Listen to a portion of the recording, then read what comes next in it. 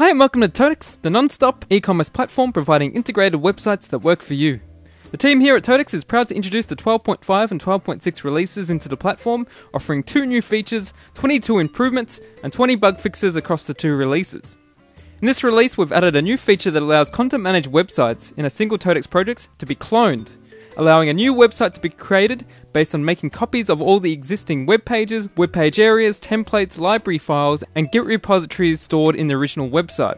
This is perfect for a business to quickly duplicate and create multiple new branded websites, but still have all the existing product data, configurations, settings, and layouts of a previous website. This can save businesses many thousands of dollars and allow many websites to be created in a very quick fashion. The second new feature we added to the platform is to allow users to log into a content-managed website using the Oauth protocol. This allows users to log into a content-managed website with credentials from a different external system. This feature is perfect for when a business has a central or international website where users sign up and manage their account, but then the business has multiple websites for specific regions or brands. Users can log into a regional-based content-managed website using their central login credentials, and this reduces the needs for users to remember multiple sets of usernames and passwords. In the future, we will look to take this feature further by allowing users to sign up and log in using their Google or Facebook accounts. And if this is something that interests you, then please raise your interest on the TOTECS Forums, where you can help determine which systems we should integrate Oauth into in the future. The releases also add a number of improvements to the content-managed websites, from new settings that control if individual users should see product pricing inclusive or excluding tax, as well as seeing the tax code information itself. It also adds the ability for guest users to upload attachments with inquiry form areas without having to log in first. These releases also add the ability to set the SEO code data when importing product data from a CSV spreadsheet file. It also adds the ability for sales reps to receive order email notifications when users are assigned to the same customer accounts as the sales reps. This ensures that sales reps know when their allocated customers are creating orders, and makes it easier to track the products that their customers are ordering. Additionally, in the platform, there's now the ability to use product flags in search rules, allowing products to be assigned to deals and vouchers based on a selected flag, making it quicker and easier to set up deals based on existing flag data. Plus, there's many more changes that we've added to these releases. To keep up with all the latest TOTECS features, subscribe to the TOTECS YouTube video channel, as well as you can view all the 12.5 and 12.6 release notes by going to the forums at the totecs.com website. From the navigation menu, if you click on the help link and go to the forums, then if we scroll down and click on the releases forum, you can get access to the 12.5 and 12.6 release notes. And from there you can view all the details of the new features and improvements that we've added. Now let's get straight into it by looking at the new cloning feature that we've added for creating new content-managed websites. In the 12.6 TOTECS release, we added a new feature into the platform to be able to clone a content-managed website. So in our example here, this mwd1.ghosquiz.com website, this is an example of a content-managed website where we can do all your standard e-commerce functionalities to be able to look through the category, find products, add products to basket, so on and so forth. So if we go into the administration center, and we click on the websites menu and go into the websites interface, here is our content managed website, and at the bottom here there is now a new option that is available to be able to clone this whole content managed website. What that cloning means is we want to create a new content managed website with a new domain, but we want to have all the existing web pages, image libraries, attachment libraries, any Git repositories, web page templates, and all the data that appeared in this website in our new website. So if we want to clone an existing website, click on the clone website button. Now we need to put in the domain of our new website. So if we had mwd2.example.com, by default, all these fields will automatically get set to login and log out URLs for this website, as well as its root domain, which is used for its sessions.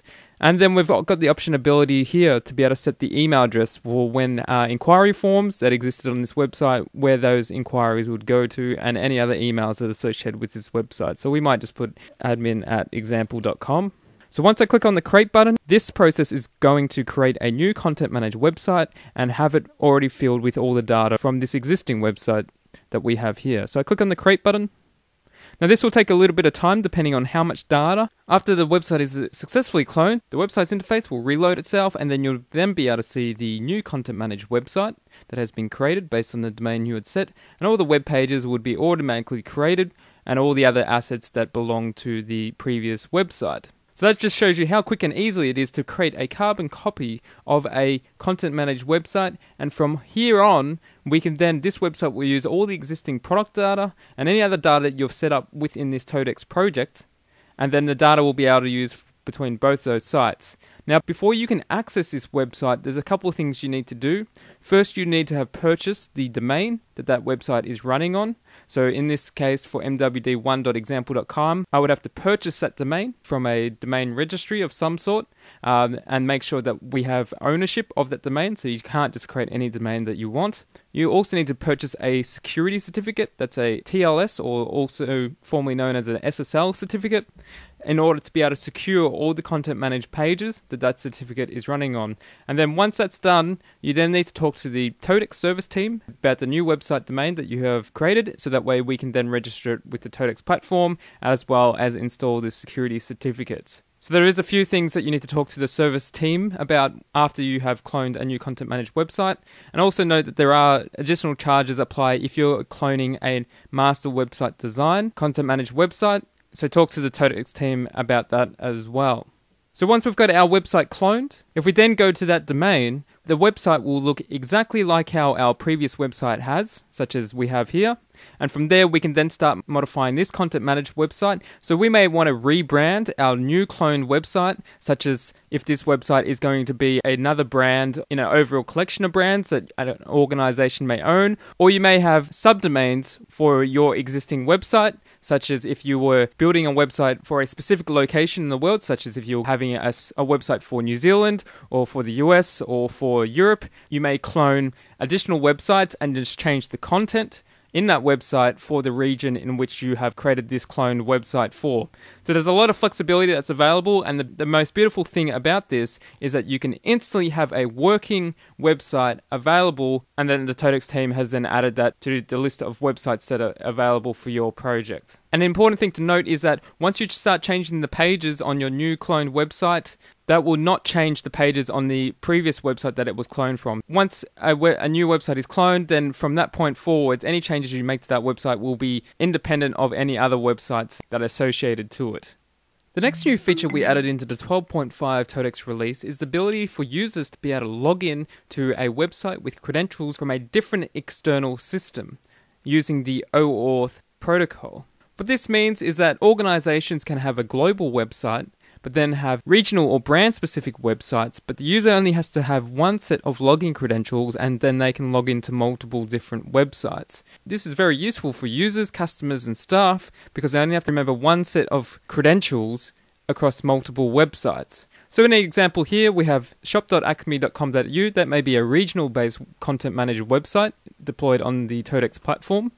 And then when the user has to log in, they will then be taken to the global website where they can then log in there. So if I click on the login button, then I click on the login link here, it'll then take me to the acme.com global website, where I then just need to enter in my username and password credentials for the global company.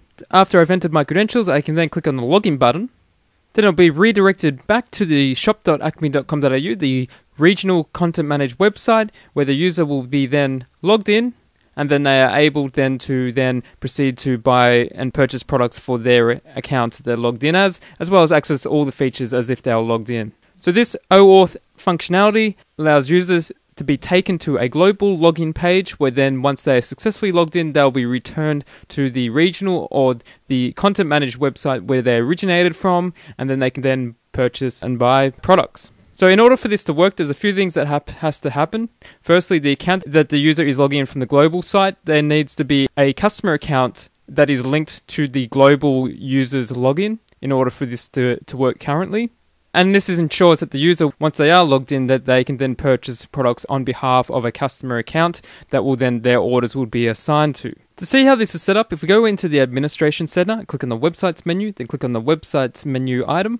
For the content managed site that users are going to be redirected to the global site, if we then click on the domain of that website, on the website details interface, if we scroll down to the bottom of the interface, a new section has been added called external login, and this allows us to add a list of OAuth profiles that can be then used in order to redirect users to a global site. So we've set up one OAuth profile, we've given it a unique code, given it a name and a client ID, and if we click on the details button, This will open up the Oauth detail dialog where we can set up information of the global website we need to redirect to, and how we can get details of the credentials that the user logged in from the global website when we're trying to log them back into the regional or local content managed website that is hosted on the TOTECS platform.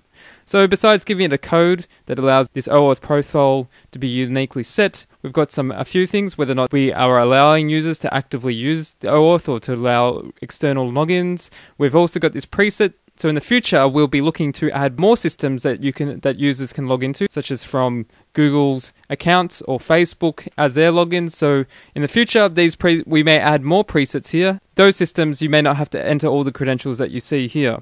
So in our example, we have to do that. There are some credentials that we need to set up in order to allow logins to take place from external systems. We need to set up the URLs that we need to then call to get the authentication credentials. We need to set up some parameters to allow that to take place.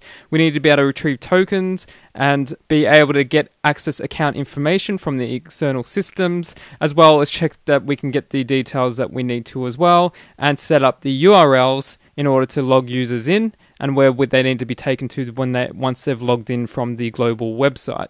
Now there's quite a lot of details required in order to set up Oauth, in order to allow these external logins. So I highly recommend talking to the TOTECS service team if you require this kind of functionality, and then we can go through and work out all the credentials and settings to enable this to take place based on the kind of systems and the websites you want users to log in from with the credentials that they have available as well. Once those credentials have been set up, we've got this profile set up. If we go back to the websites interface and scroll down into the web area format libraries, under the user login logout and the user login area type, there's a new format that has been added called the Oauth record format.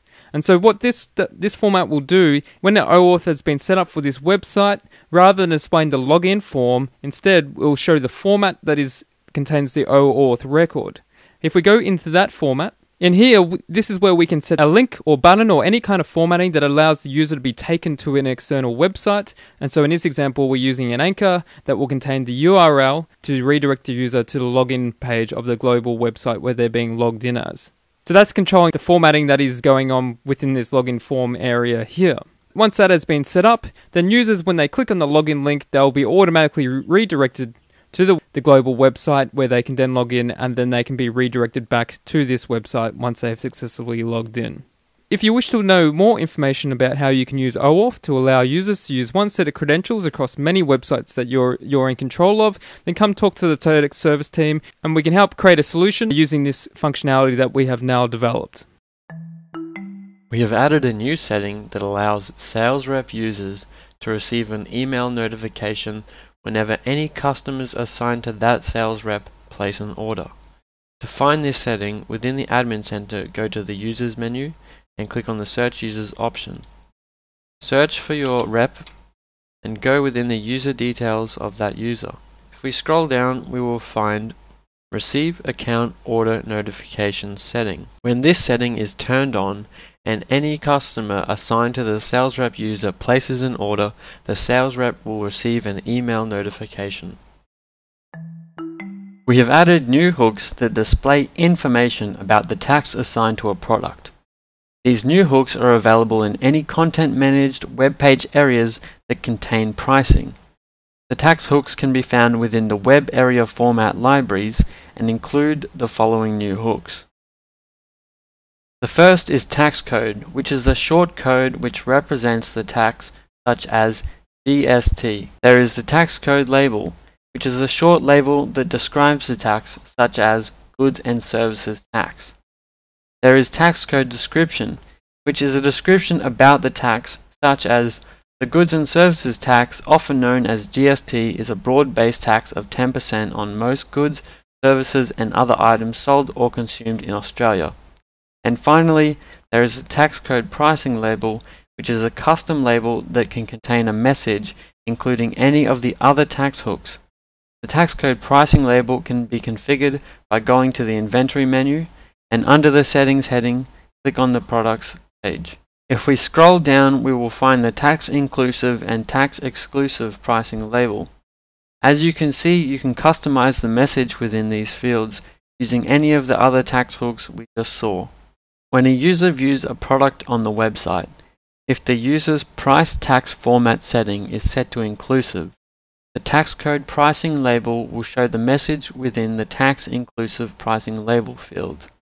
If the user's price tax format is set to exclusive, the tax code pricing label will show the message within the tax exclusive pricing label. In this release, we have changed the way the price tax format is set for users, which determines whether a user will see tax inclusive or tax exclusive pricing throughout the website. There is now the ability to set the price tax format on a user-by-user basis. We can do this by going to the Users menu and clicking on the Search Users option. Now we can simply search for a user and view the user's details. And if we scroll down, we will find the new setting, Price Tax Format. This can be set to either inclusive or exclusive. You can also assign a default price tax format that new users will be assigned to when performing a connector import. This can be done by going to the Inventory menu and under the Settings heading, click the Products option. Then if we scroll down, we will find Default Content Managed Price Tax Format and Default Trade Interface Price Tax Format. This setting determines the default price tax format that users will be assigned to when they are imported, depending on the interface that they are assigned to. In summary, now you can set whether or not a user sees tax inclusive or tax exclusive pricing on a user-by-user basis by using the new price tax format setting. Improvements have been made to the Location Finder, which is the new feature we covered in our last video. The Location Finder allows TOTECS users to plot a list of locations on a map. These locations are typically businesses or retail outlets. The improvement we have made allows the Location Finder to hide or show specified locations, which can be used to set up filtering mechanisms. A typical filter would be brand, and upon selecting a brand, the Location Finder would only show locations which stock that brand. In our example, we have a list of pubs, and we have set up filtering to allow us to find pubs that stock a certain type of beverage. As you can see here, when I first load the page, all the locations are available on the map. If I select a filter to only show locations which stock a certain beverage, you can see the amount of locations on the map has been reduced. The filtering mechanism ties in with the location searching as well, so I can search for my location and then choose a different beverage, and the search results will be updated. The Location Finder's JavaScript API allows a developer to pass in a list of location codes or IDs, and only those locations will be plotted on the map. As we have seen here, this can be used to set up filtering. It could also be used to set up location categories or any type of location attributes. To learn how to use the JavaScript API, you can check out the TOTECS Doc Center by following the link in the description below. The next improvement we added to the 12.6 TOTECS release has to do with the inquiry form on a content managed web page area, allowing users to be able to upload a file when filling out an inquiry form, even if they're not logged into a content managed website. So in our example, if I click on the count menu here, you can see that I'm not logged in, and then I'd have to log in normally if I wanted to then fill out an inquiry form area and upload a file with that inquiry. So that is no longer the case. Now it is possible for users not registered or logged into a content managed website to be able to upload files. But in order for that to be possible, the reCAPTCHA form element also has to be embedded into the inquiry form area. And this guarantees that then pieces of software do not try to upload malicious files many times and exploit the system. So in our example here, the user just needs to fill out the mandatory fields. Then they click on the Browse button, finds a file to upload, confirms that they are not a robot,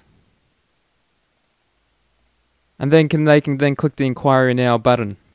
Now, if all is successful, they now see the success message within the inquiry form area once it updates itself. And then from there, the file can then be accessed. So if we go then into the Administration Center, if we click on the Websites menu and click on the Websites menu item, we go into My Inquiries, and we then look at view the latest inquiries. We can then click on the link against our form element. Then we can download that file and do what we need to do with it. Now, it is recommended before downloading files that you make sure that you have antivirus software on your machine to make sure that it's still not any malicious data that somebody has uploaded. Now, in order to make this work, we then go back into the Websites menu. We had a page set up on our Content Managed website called Contact Us, On that, we had our Contact Us inquiry form area, and we've added a file upload element against that inquiry form area. And as we can see, the reCAPTCHA form element is also there as well. So these two, they must be placed in the inquiry form together to allow non-logged in users to be able to upload files. Otherwise, the form will display an error if that occurs. And of course, to allow reCAPTCHA to work, if we go back into the website's interface, if we click on the website settings, we needed to set up the reCAPTCHA site key and reCAPTCHA secret key, and both of these need to be done through Google's reCAPTCHA website once you've created a Google account, and then link that Google account to your Content Manager website that you're placing the reCAPTCHA element onto. Of course, we've got a couple other options for reCAPTCHA. You can choose dark or light themes, as well as you can set if you want small or large sizes for that. That shows you how you can get a file upload inquiry form element working for guest users on a Content Manager website. Next improvement we added into the 12.6 TOTECS release is the ability to be able to search for products based on the flags assigned to a product. In our example TOTECS project we have here, if we go into the inventory menu, then click on the product flag types, we can see all the flags that have been created within this project. So we have an example where we have an on special flag, we have a discontinued flag, and a deal flag, and a featured flag. Now what we can do, if we then go back into the inventory menu and click on the product search, in the advanced search section there has been a new search category that has been added called flags. And then what this allows us to do is then to search for all products that are assigned or not assigned to a certain flag. So if we go back to our product flag types page, we can see that we have this on special flag. So we might want to find all products that are assigned to the on special flag. So if we do that, then we can then set the search rule where it's going to select all products where the flag ID is equal to, in the third field is the value 1. So if we click on the find button, we can now see all the products that are assigned to this on special flag. So we have 7 products that are assigned to that flag. Now we can do the opposite, where we might want to find all products that are not assigned to that flag. So we can just use that value 2 to put in the not clause, and then it's going to find all products where the product flag is not equal to 1. So now we can see that in our project we have 11 products that are assigned to flags in this project that are not assigned to the on special flag. Now we don't need to use the numbers, we can also use the text. So as opposed to putting the number 1 into search, we can instead change the field to the flag name and put in the value there. And then once again, we can see the products that are assigned to that flag there. So this makes it nice and easy to be able to quickly see how many products are assigned to a certain flag. And it's useful for when you're doing data imports to double check that the data is being set here. Additionally, we can use this same search filtering capability within the product deals and vouchers. So if we go into the marketing menu and click on a product deal and vouchers, maybe we want to create a new deal called Special Products Discount. Any products that are going to be assigned to this on special flag, we can say we want to get their price for a percentage off. So we'll just create this deal and we will set the percentage off to be, say, 10% off. They are going to buy 1 or more of the products assigned to this on special flag and get 10% off. That's what this deal is. And then we might just update the deal date to run for a month. And we'll allow the user to automatically redeem this deal as soon as they add a product to basket. So if we click the save button, that'll create that new deal. Now in the set products, this is when we can use our new rule that we have. So if we want to create a new rule that allows us to work out which products are going to be assigned to this deal, we click on the create button and then we choose our product search rule. We get to see the same search categories that we saw before in the product search interface. So we click on flags and then we can go find all products that are assigned to the flag with the flag name equal to on special. So we click the save button and then we click the regenerate product deal list. We now have our 7 products that are now assigned to this deal based on the flags that they are assigned to. If you've already set up product flags against your products, this is a great way to quickly then assign many products to deals based on those flags that you have previously set up. So we could have set up a deal not just for the special flags, we could have set up a deal for the new release flags or for our discontinued flags. Maybe we want to get rid of stock that we no longer want to sell anymore. So then we could assign the discontinued flag against this deal and then discount for a greater percentage in order to get those products out the door. So it's a very powerful feature, this searching capability, in order to then allow many products to be assigned to a deal with doing not that much data work if you've already done it previously. Another improvement we added to the TOTECS 12.6 release is the ability to set the SEO code within the text file data imports in the TOTECS platform. So if I take an example here, we have this product in the URL that has this number, which is of these CDs packets that can then be purchased.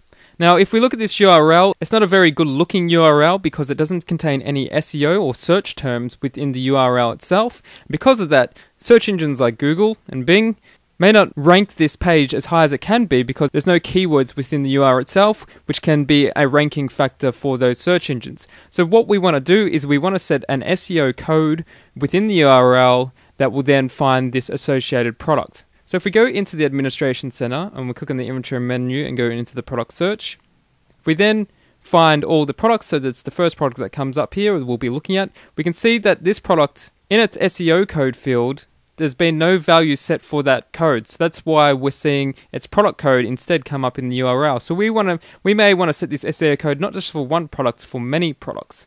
So what we can do, if we go into the data menu and go into data imports, in the text file imports tab, in the products text file import, if we click on the text file format details, there's now the ability to set the SEO code across multiple products being imported. Now the best way to do this is to go back into the product search, click on the way to search your products, and then click on the export button to export all the data for these products. Now we got a choice here where we can choose which fields we want to export out to the spreadsheet file. So we may just want the product code and the SEO code.